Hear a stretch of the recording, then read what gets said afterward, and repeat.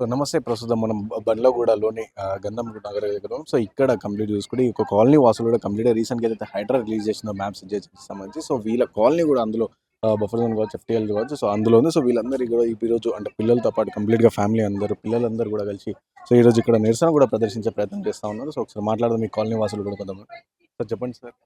నమస్తే అండి. నా పేరు చంద్రశేఖర్ అండి. ఇక్కడ 10 సంవత్సరాల నుంచి ఉంటున్నామండి. ఆహ్, ఏ ఇయర్లో తీసుకొస్తారు? 2015లో ఏప్రిల్‌లో రిజిస్ట్రేషన్ అయిపోయింది సార్. ఏప్రిల్‌లో గృహప్రవేశం కూడా చేసుకున్నాము. ఆహ్, అన్ని డాక్యుమెంట్స్ చూసామండి. తీసుకునే ముందు ఎల్ఐసి హౌసింగ్ ఫైనాన్స్ నుంచి లోన్ వచ్చాయి. అన్ని డాక్యుమెంట్లు చూసుకున్నాం. మాకు మాత్రం ఏం తెలుస్తుంది సార్? ఎంతవరకు తెలుస్తదో అంతవరకు మేము ఎంక్వైరీ చేసాం. ఎంతవరకు తెలుస్తదో ఆ బిల్డర్ మాకు చెప్పిన దాన్ని బట్టి అన్నీ కలిపి మాకున్న నాలెడ్జ్ ప్రకారం మేము తీసుకున్నామండి. లింక్ డాక్యుమెంట్లున్నాయి. పట్టా, పహానీ అవి కూడా చూసాము. లింక్ డాక్యుమెంట్స్ చూసాము. తర్వాత ఇప్పుడు ఎల్ఆర్ఎస్ కూడా ఉంది మా ఇంటి మీద. అన్నీ వచ్చిన తర్వాత కూడా ఇంకేం నమ్మకం, ఎవరిని నమ్మమంటారు సార్? ఇప్పుడు గవర్నమెంట్ ఇచ్చిన సర్టిఫికెట్‌లు నమ్మొద్దు అంటున్నారు మీరు. సెక్రటరీ సైన్ చేసిన, ఇది పంచాయతీ సెక్రటరీ సైన్ చేసిన సైన్ కూడా నమ్మొద్దు, ఆ సర్టిఫికేట్ కూడా నమ్మొద్దు అంటే, ఆ రోజు పంచాయతీ సెక్రటరీ కదండీ ఇక్కడ ఉన్నది. ఆథరైజ్డ్ ఇల్లు కట్టుకోవడానికి హెచ్ఎండిఏ కాదు కదా సార్ ఆ రోజు ఉన్నది. జీహెచ్ఎంసీ కాదు కదా ఆ రోజు ఉన్నది. పంచాయతీ సెక్రటరీ సైన్ ఉన్నప్పుడు ఇంకెవరిని నమ్మొద్దు సార్ మేము. అదే చూసి కదా కొన్నది మేము. ఇప్పుడు వాళ్ళే తప్పు అంటే మేము ఇంకెవరికి చెప్పాలి సార్? ఇల్లు రాదండి. చాలా కష్టపడ్డాం సార్ మేము ఇల్లు కొనడానికి. మా అమ్మ నాన్న కొంచెం సపోర్ట్ చేశారు. నేను 10 సంవత్సరాల దాని ముందు ప్రైవేట్ చిన్న జాబులండి మావి. టెక్నికల్ జాబ్స్ చిన్న చిన్నవి చేసుకుంటూ 10 సంవత్సరాలుగా సంపాదించింది మా అమ్మ నాన్న కొంచెం తప్పించింది. మొత్తం వెతికి నా బడ్జెట్‌లో ఏది వస్తుందని చూసుకొని లాస్ట్‌కి ఇల్లు కొనుక్కున్నాను సార్. మొత్తం కొన్నా అంటే నా పేరు మీద కూడా రిజిస్ట్రేషన్ లేదు. హైపోథెటికేషనే ఉంది దీనికి. లోన్ తీసుకున్నాను. నెలకు 37,000 లోన్ కడుతున్నానండి డబ్బులు. సో 37,000 అంటే నా జీతం సగం కన్నా ఎక్కువ అండి అది. ఆల్మోస్ట్ సగం పైనే. సగం పైన నేను ఈఎంఐ కట్టుకుంటూ, కాంప్రమైజ్ అయ్యి బతుక్కుంటూ, పిల్లల్ని కూడా ఏదో అంటే అందరూ పెద్ద పెద్ద స్కూల్‌కి పంపించినా మాకు చదువు మేమే చెప్పుకుంటూ వాళ్ళకి ఏదో ఒక ఆ ఫీజు ఏదుందో మేము ఫీజుని బట్టి స్కూల్ వెతుకున్నాం తప్ప, స్కూల్ ఏది రిప్యుటేషన్‌లో ఉందని వెతుక్కోలేదు సార్. మేము మా కన్వీనియంట్‌లో ఏ ఫీజు ఉంటదని చెప్పి అక్కడ కూడా పిల్లల్ని ఆ స్కూల్‌లోనే ఏసాము. అన్నీ కట్టుకుంటూ అన్నీ ఉన్న తర్వాత ఒక్కరోజు రాత్రుల్లో మా కళ్ళని ఇట్లా చెడగొడతాము అంటే ఏంటి సార్ మా బతుకులు? రేపొద్దున మేము రోడ్డు మీద వచ్చారు. ఏదైనా అయితే ఏంటి రెస్పాన్సిబుల్ సార్? ఆ పిల్లల్ని చూడండి సార్. ఏంటి వాళ్ళు ఒక్క జనరేషన్ కదండీ, 3 జనరేషన్‌లు దెబ్బ పడుతున్నాయండి ఈరోజు. డెవలప్మెంట్ కూడా మెయిన్ ప్రజల కోసం, సామాన్య ప్రజల కోసం అని చెప్పేసి ఇటు గవర్నమెంట్ అంటున్నారు సార్. ఇది నేను దీనికి ఆన్సర్ చేస్తాను సార్. ఒక్కటే క్వశ్చన్ సార్. నేను ఇంతకుముందు చెప్పాను. అప్పటి వరకు 10 సంవత్సరాలు సంపాదించింది డౌన్ పేమెంట్ కట్టానండి. 10 సంవత్సరాల నుంచి ఈఎంఐ కడుతున్నాను. ఇంకా ఈఎంఐ నాకు 10 సంవత్సరాలు ఉందండి. ఈ ఇల్లు ఇక్కడ నుంచి మేము వెళ్ళిపోతే సార్, ఈ 10 సంవత్సరాల ఈఎంఐ నిజంగా బ్యాంకులు మాఫీ చేస్తాయా అండి? ఎవరు రెస్పాన్సిబుల్? నాది, నా సర్టిఫికెట్లు అవన్నీ దానికి పెట్టాం. ఎల్ఐసి వాళ్ళు మా పాలసీ కూడా తీసుకుంటాం అంటున్నారు సార్. లైఫ్ పాలసీ మీద చచ్చిపోతే మా పిల్లలకన్నా పనికొస్తుందని ఒక లైఫ్ పాలసీలు తీసుకున్నామండి.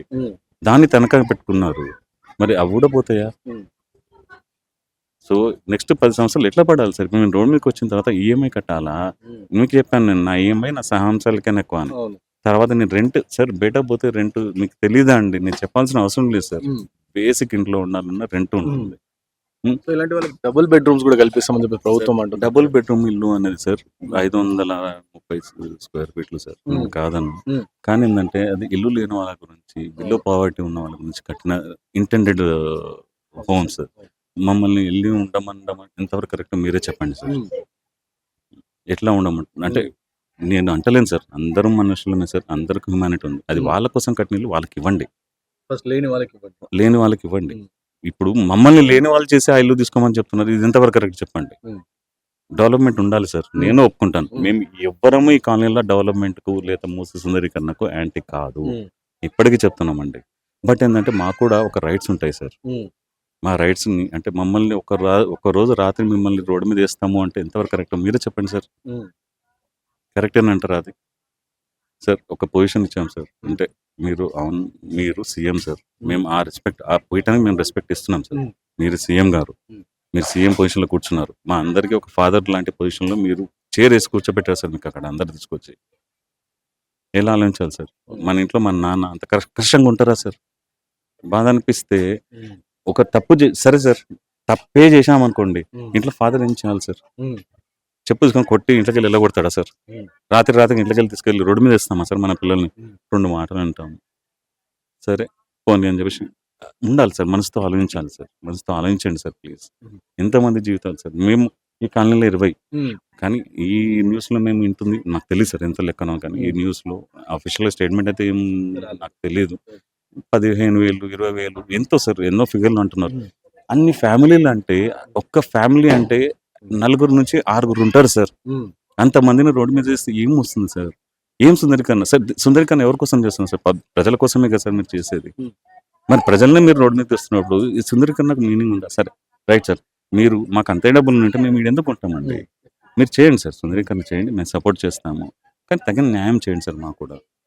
మీరు హైదరాబాద్‌ని పైకి తీసుకురావడానికి మమ్మల్ని హీరోలాగా గుర్తించండి. మమ్మల్ని ఒక ఒక ఎన్‌క్రోచర్స్ అని ఒక టెర్రరిస్ట్‌ల మాదిరిగా మమ్మల్ని ప్రొజెక్ట్ చేస్తున్నారు సార్.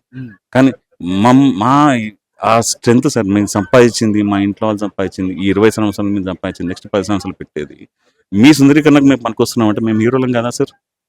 మేమేమైనా టెర్రరిస్ట్‌లమా సార్? మమ్మల్ని హీరోలాగా ప్రొజెక్ట్ చేయండి సార్. ఆడ వరల్డ్ కప్‌కి గెలిచిన దాంట్లో టీమ్‌లో ఒకరు మనోళ్ళు ఉన్నారు అని చెప్పేసి వాళ్ళకు మీరు ప్లేస్ ఇచ్చారు, ఎంకరేజ్ చేశారు. ఎంకరేజ్ చేశారు. వాళ్ళకి డబ్బులు ఇచ్చారు కట్టుకోవడానికి. ఆర్మీలో పనిచేసిన వాళ్ళకి కూడా ఇచ్చారు సార్. మేము కూడా మా జీవితం త్యాగం చేసినట్టే కదా సార్ హైదరాబాద్ సుందరీకరణకు. మరి మమ్మల్ని హీరోలాగా చేయండి సార్. మాకు తగిన న్యాయం చేయండి మాకు కూడా. మా రోడ్డు మీద తేకండి సార్ ప్లీజ్. ఒక తండ్రి ఇలాంటి పొజిషన్‌లో ఉన్నారు. మేము ఒక్కటే కోరేది మీకు సీఎం గారు సార్. మాకు ఎవ్వరికి ఏ పొలిటికల్ పార్టీతో సంబంధం లేదు సార్. మా జీవితము మేము బతుకుతున్నాం సార్. మేము ఆలోచించేంత టైము లేదు. ఇప్పటికి 4, 5 రోజులు ఆఫీస్‌కి పోవట్లేదు. నేను లాస్ట్ అప్పీల్‌లోనే నడుస్తున్నాను. కానీ రోజు టెన్షన్‌లో నడుస్తున్నాను. నిద్ర లేని రాత్రులు 3 నెలలు అయినాయి సార్ సరిగ్గా తిండి తిని నిద్రలు పోయి. ఏమి చేయాలో తెలీదు. ప్లీజ్ సార్ మీరే మాకు దారి చూపియండి. మేము మిమ్మల్ని అడిగేది ఒక్కటే సార్. మీరు మనస్ఫూర్తిగా మీరు మనసు పెట్టి దీనికి ఒక సొల్యూషన్ చెప్పండి సార్. మాకు నిద్రలో వచ్చే రోజులు మళ్ళీ చెప్పండి సార్. ఈ కాలనీ పేరే డ్రీమ్ హౌస్ అని పెట్టాము. ఎందుకంటే ఇది మా డ్రీమ్ అని. దీనికి ఇంతమంది ఫ్యామిలీస్ ఒక డ్రీమ్ గా కట్టుకోవాలని ఇలా అని చెప్పేసి ఇక్కడ వచ్చినాం. 10 years నుంచి ఇక్కడ ఉన్నాం. కానీ ఇప్పుడున్న సిచ్యువేషన్ ఎట్లుందంటే ఎప్పుడు ఏమైతే అని ఒక టెన్షన్ ఉన్నది. ఇంకోటి నేను ఒక ప్రెస్ మీట్ జరిగింది గవర్నమెంట్ నుంచి. ఇట్లా వాళ్ళు రీకన్సిడర్ చేస్తాం బఫర్ జోన్ అని. సార్ గంటకో మాట మాట్లాడుతున్నారు సార్. ఇప్పటికీ 5 మ్యాప్స్ వెళ్ళినాయి. ఒక్కొక్క మ్యాప్లో ఒకసారి మా ఇల్లు వస్తుంది, ఒకసారి వస్తలేదు. సో మా గవర్నమెంట్ మీద ట్రస్ట్ లేదండి. అన్లెస్ వాళ్ళు వచ్చి వెరిఫై చేసి మీకు హ్యాండ్ ఓవర్ చేస్తాము, మీకు మా అకౌంట్లో బట్టి లేకపోతే మాకు వేరే ప్లేస్ ఇచ్చేదాకా కూడా ఎవరు నమ్మరు. ఇప్పుడున్న సిచ్యువేషన్ ఎట్లుందంటే జాయిన్ ఇప్పుడున్న సిచ్యువేషన్ ఏంటంటే గవర్నమెంట్ మాకు కంపన్సేషన్ ఒకవేళ అనౌన్స్ చేసినా అది నేమ్ సేక్ ఉండొద్దు. It should not be in words, it should be deed also. What I want from the government, requesting to the officials